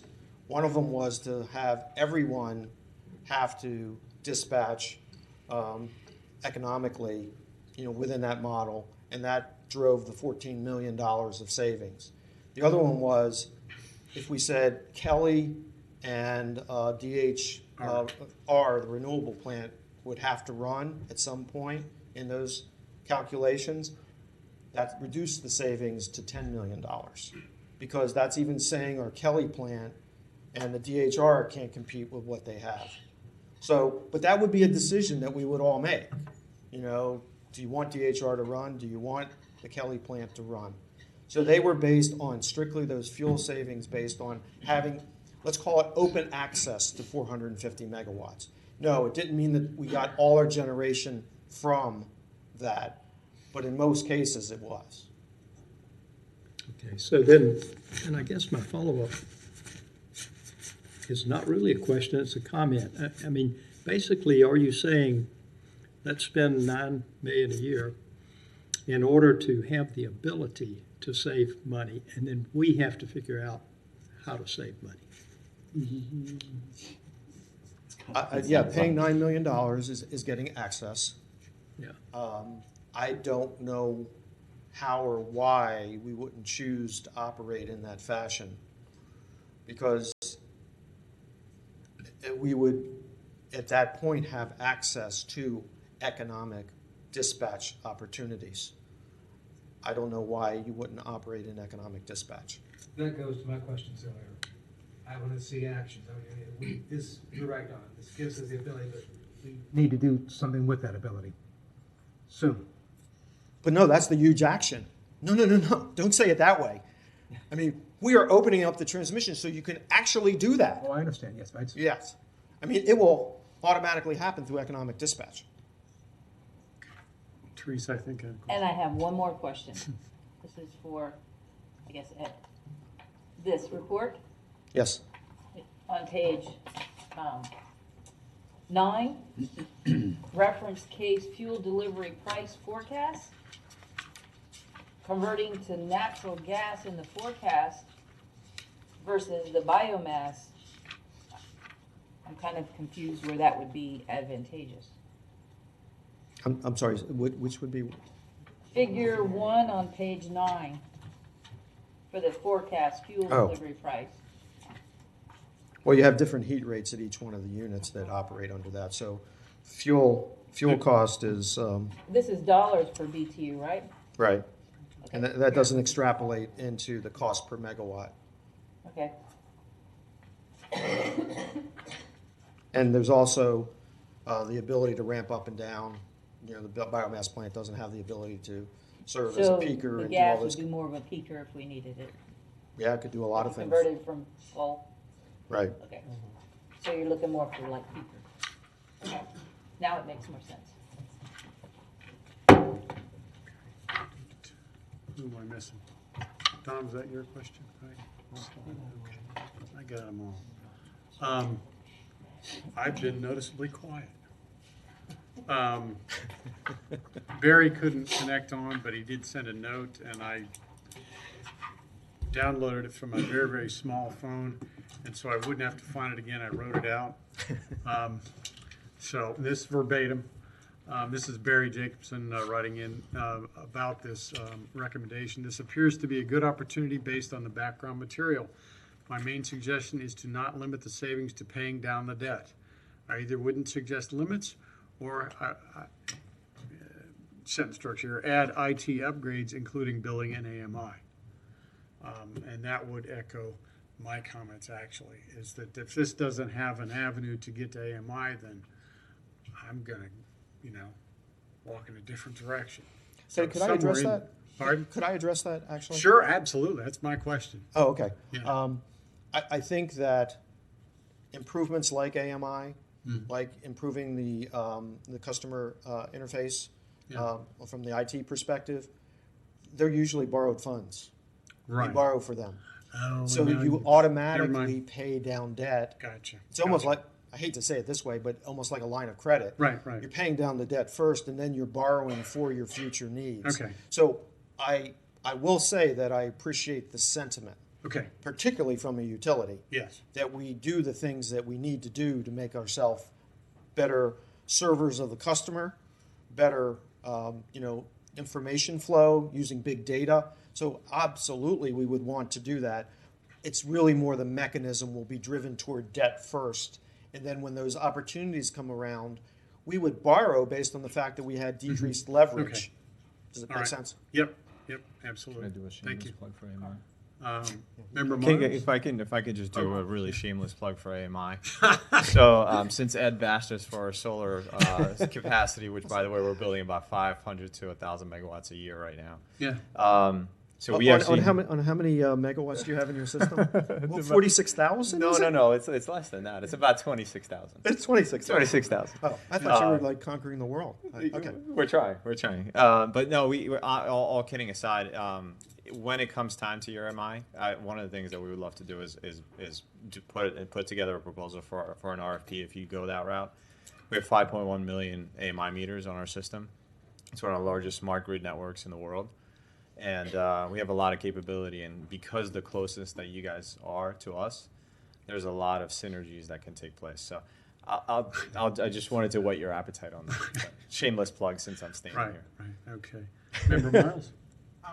First of all, thank you guys for asking some very, very good questions and allowing me to limit my comment and giving me some inside perspective.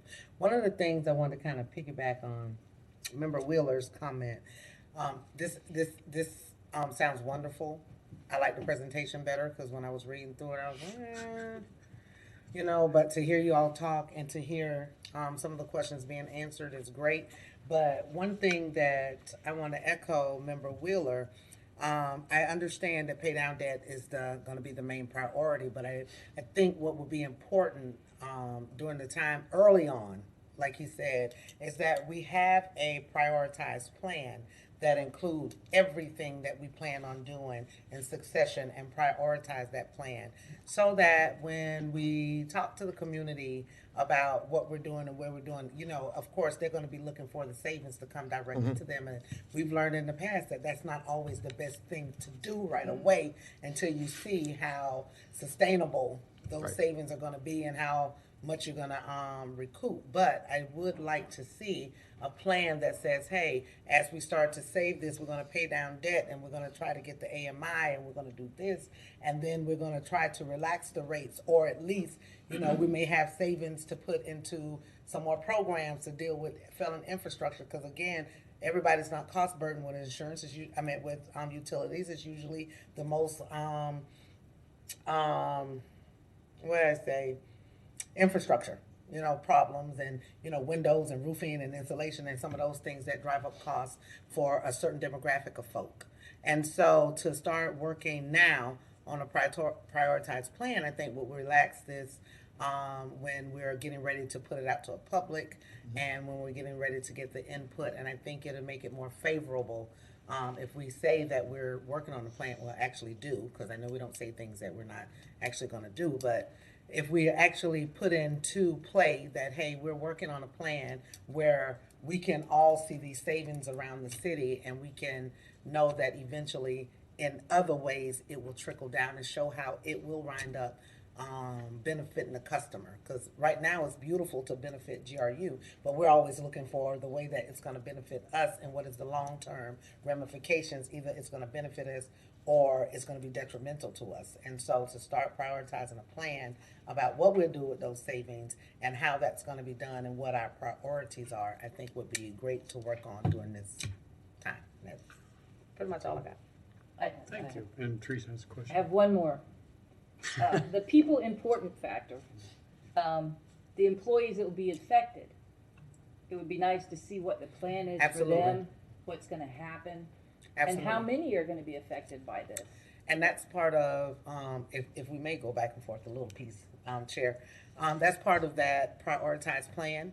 When we're talking about what the plan is going to be, I think that needs to be spelled out, not just for the community, but for the employees that you have. I mean, they're in front of your head, like, we're trusting you to make the right decisions, but I'm quite sure in the back of their head, they're like, what happens to our future? Not everybody's ready to retire. And not everybody wants to change jobs and careers and that type of thing. They want to gain that time keep their time, that continuity, if you will. So it'll be interesting to see that and make sure that our employees are included in that prioritized plan, so we know how we are able to assist them as they make that transition. Well, I'd like to address that because I really struggled with getting information out to folks within the organization that this was being presented tonight.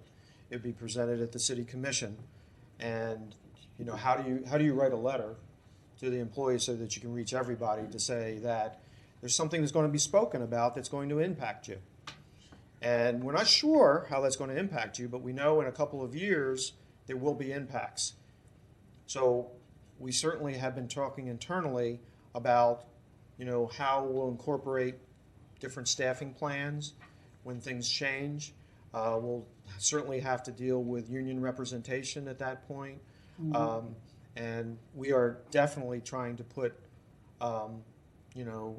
things in place that takes the employee's interest in mind, although you can't provide all of it, Yes. because ultimately this is based on a savings of a reduction in employees.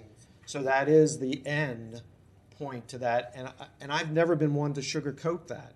I can't, because I have a fiduciary responsibility to even a broader scope of customers who have as many difficulties as some of our employees do, and maybe even haven't had some of the advantages of what of our employees have had.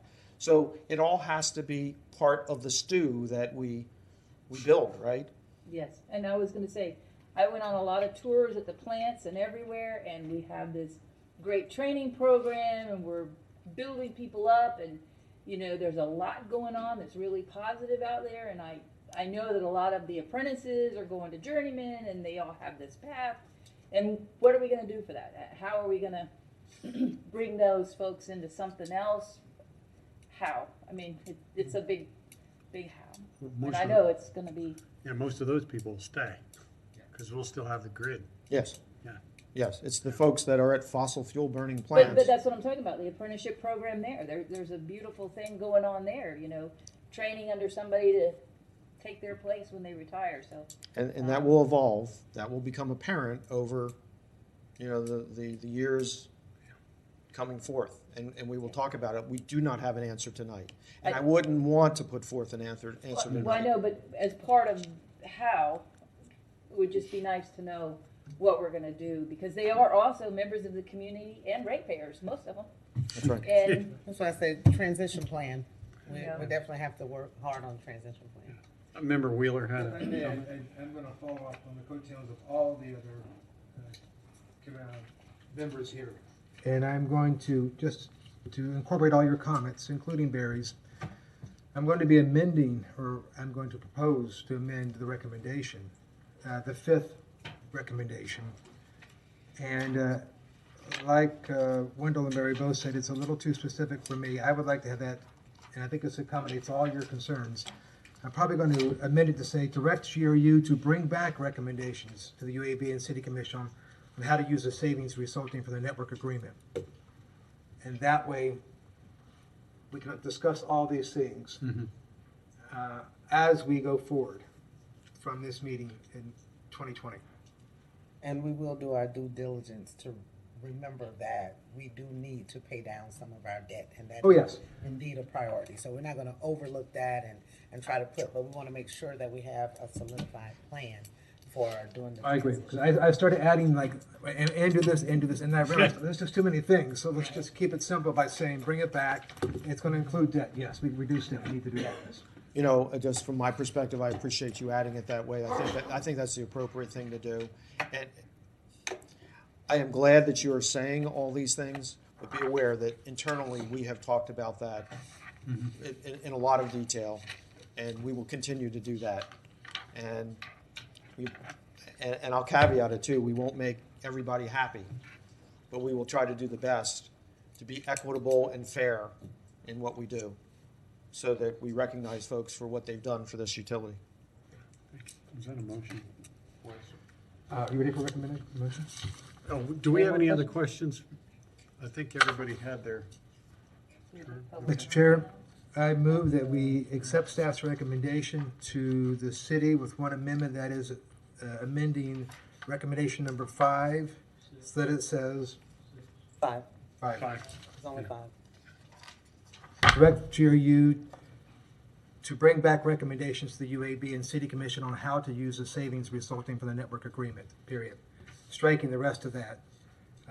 As Member Miles said, I'm not trying to say we shouldn't do the things that are in there. Those, yes, you got me. Yep. So that's a recommendation, that's my motion to accept staff's recommendation as amended. Got a second? Got a motion and a second. Okay, and this is the part, is it public comment now, Ron? Yep. Yep, okay. Does anybody in public want to comment? There's only 5 recommendations that's on the board, I think. He's looking on the agenda, our agenda items. Oh, okay.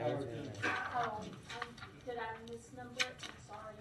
I'm sorry. I'm looking at the agenda and it's number 5 on mine.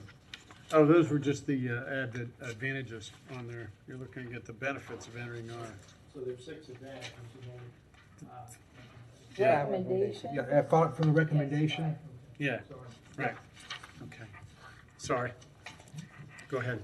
My name's Donald Shepard, and I'm People's Representative, and as a People's Representative, I want to ask again for this to take and be looked over very closely because of the word biomass within this. And everybody knows that this is how we got so far in debt. If this Kelly plant is anything like the biomass was, then it should be closed down today. Because if there's the problems there with pipes and burners and transactions from wood to gas, let's do it now. Let's retire that plant now so that it's not continuously adding on more expense to the public. There's a lot of ins and outs of this that needs to be ironed out. I wish the mayor was here to take and help us with this, and the commission to take and spell it out more. And I'm glad this has to go back to the city commission before it's approved, because this is a step that does not need to hit us, the public. I'm a poor person. I live on a fixed income. Do I know right now, do I want this to take place? And is this another Walmart or Amazon ordeal to just take and own the state of Florida? First of all, we never have made a step towards cleaning up Florida. I, as your next mayor, if I'm voted in, I'm going to state that I'm going to clean up the state of Florida by bringing a plastic plant to the town of Gainesville, Florida, so that we can take and have this plant that will hire up to 4,000 employees and will take and clean up this devastation that we have in our oceans. And every state, like California, Arizona, should jump on the bandwagon just like I am. Put a plastic plant in your state so that you don't have the waste from your hospitals, your residents, your colleges. This here is so large that we can't even put a number to it. And this is what needs to be addressed. This here, it is a good movement. It is a good move forward. But what we need to do is have it overlooked by people that have the education. And I wished Nathan Scott, Jim Carnish, attorneys that normally are here, where are they tonight? Where is their representation that they can take and put down Ed Borowski every other time, but yet they don't have the initiative to be here and take their stance in this behalf. This is a critical step forward, and we need more input before we take into the smart meter is another thing. Which Mr. meeting- Shepherd, your time's out, yeah. Sir, Yeah. I'm sorry. Your time's out, Okay. yeah, Oh, yeah. But that's all we thank need. you Thank for you. your comments. Yeah. Thank you. Citizen comment? Yes. Yeah. First of all, I want to talk a little bit about the Kelly plant. I'm Your an name, FS please? Who are you? Calvin Camps, Okay. a retired city employee, Mm-hmm. worked at the Kelly plant for 30 years. Oh, great. So I got a little bit of knowledge about what's going on there. My concern would be showing it as a fossil plant. It's a combined cycle. If I'm not mistaken, I think the Kelly plant has the best heat rate of any unit we currently own. Is that correct? Okay, so we're talking about mothballing, and we got guys up saying, let's shut down the Kelly plant. It's the most efficient unit we have. And so I don't know why we want to mothball that combined cycle. It generates 40 megawatts of free power from exhaust heat from a gas turbine. So I want you guys to have that knowledge, because if you don't understand that, then you don't know what decisions you're making. So if anyone can say anything different, I appreciate a comment, but I'm positive that the Kelly plant has the best heat rate. And we're talking about mothballing that unit. Is that correct, Ed? Or? That's why we came up with the $10 million of savings compared to the 14. Okay. It may have the best of our fleet, but doesn't compare with the other alternatives that are out there in terms of the cost.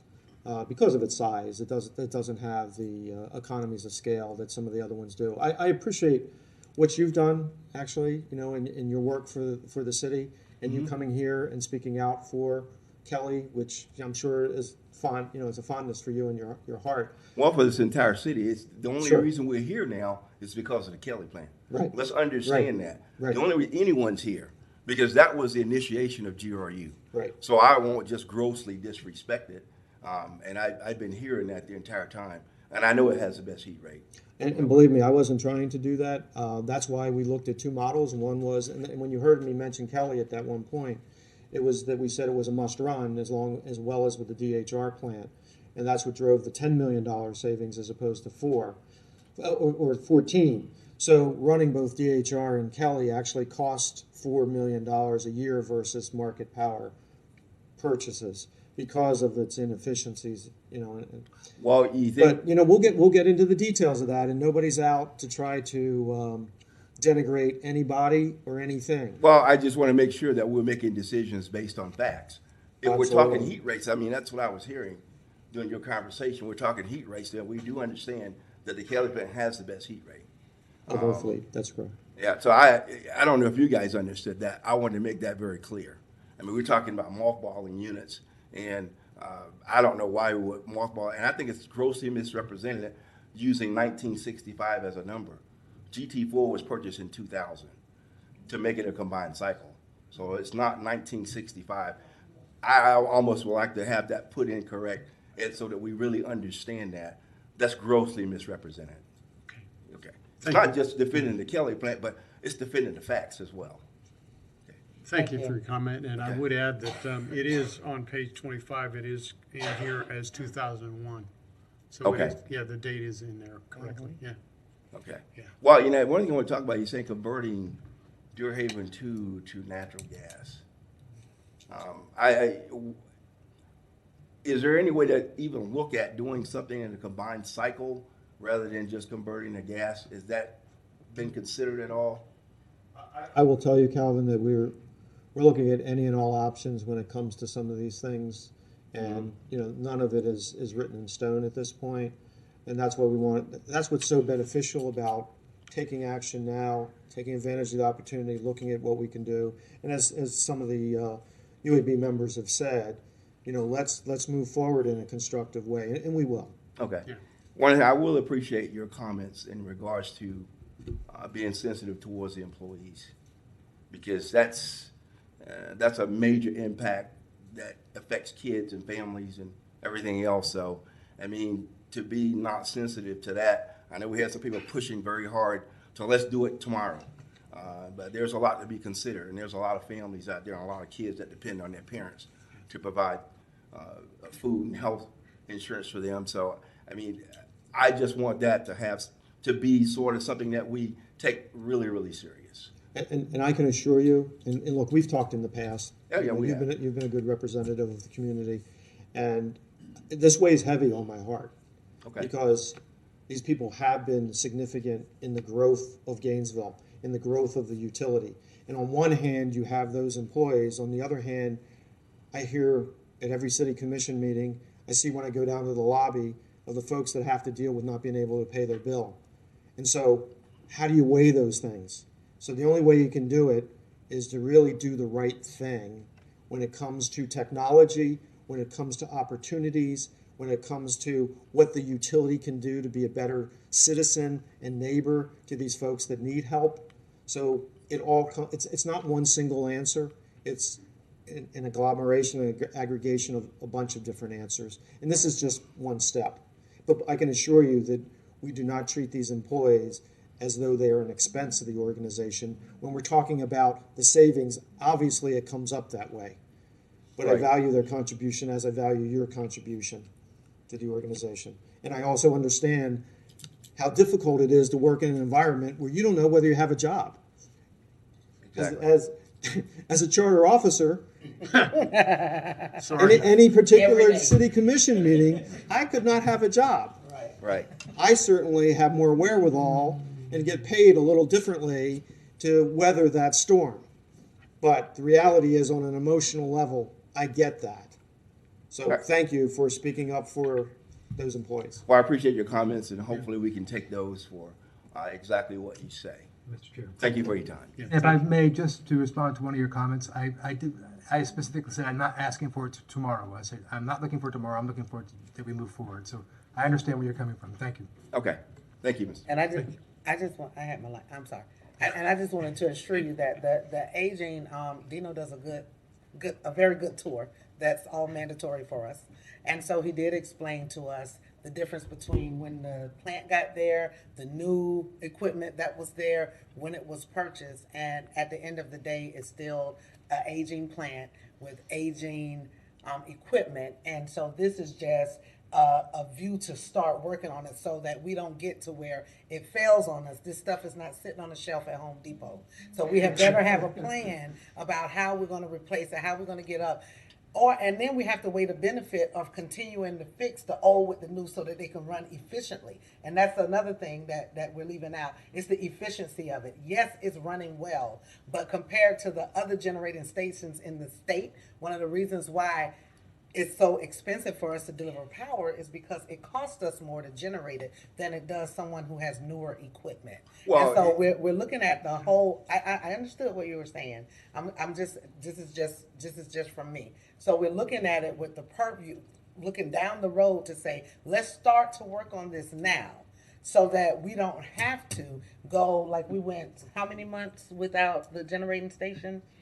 Yeah, it was 6 months. 6 months. Yeah, And that's so- kind of rare in a power plant that you go 6 months. Right. And while it is rare, it happened. And Yeah, so well, we just it wanna, happen anywhere, but it's not just I understand. at GRU. Maybe I we- understand. maybe But we we just should- want to be prepared and have something in place. Maybe you should let some other citizen comments occur. Yeah, right. Yeah. Sorry. Thank you. No Thanks. problem. I think we had another gentleman back there. I'm sorry. Yeah. Sorry. You're fine. That's okay. My name is Russ Steritz. I'm one of the vice presidents of the Communication Workers of America, which is the labor union that covers GRU. I do want to let you guys know that we sat down yesterday with Mr. Bilarski, so we do know what's going on. We have a meeting scheduled for next week, I believe, Ed, on the 15th. So it is an ongoing conversation. It is something that CWA has covered in its contracts if layoffs do come down. So labor is working with management, so if we have any questions, any concerns, we'll be happy to come back to you. But as of now, it's an open door communication, which we like to see. Thank you. Can I just Thank make you for one comment? Sure. That Communication Workers of America is one of the best unions. I'm a former Bell South employee, and we had to be downsized, and like Ed said, there were some tough decisions made when AT&T acquired Bell South, and our Communication Workers of America made sure that that transition was easy on us. So to know that that is the union that's in place for these employees, I'm even more confident that this will be a comfortable transition for them. As much as we can make it. Yes, sir. Thanks a lot. Thank you for attending the meeting. For all the people who came and spoke tonight, thank you for sitting through this entire meeting to speak. I appreciate it. Now, any other citizen comments? Okay, now, we have a motion and a second. As amended. We've talked. Yep.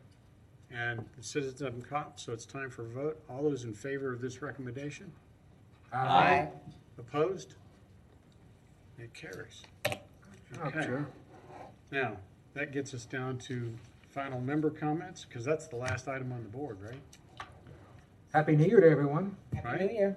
Member comments? That's good. I like member comments of Happy New Year. Happy New Year. I was just going to say, I don't always feel the need to justify my votes, but I feel like this is one of those times. And based on numbers that have been presented to me about the cost of replacing and or maintaining some of these facilities, my mind was blown, especially looking at the current situation GRU's in. I was like, well, I don't know how this is going to happen. This seems like a path out of it, and so that's why I'm supporting it. Thanks. I think I saw between the two of you. Go ahead. All right. Oh, I was about to say, and my final comment is, I think this is a little bit different than what we see. We've seen quite a bit of presentations about how we can get healthier, and they've been a little iffy. This is probably about the most comfortable that I've been with the initial presentation, and going forward, as long as we put, like he said, I like that word, the meat in the sandwich. As long as we put the meat in the sandwich to go behind it, I think we're headed in the right direction. And so, thank you, Ed. All right. The irony is I'm a vegetarian. Oh, wow. Yes. And I'm looking forward to the sweetheart deal that FPL is going to offer us on smart meters. I heard And that. solar and all that Yes, good stuff. We heard you plugging. Yeah, I plug these things away, yes. Okay. Any other member comments? None? Well, thank you for making Ms. it Robin? that first easy meeting. Robin, sorry. I have a little bit of housekeeping, and then we do have another citizen comment period. Oh, right, Okay. right. Yes.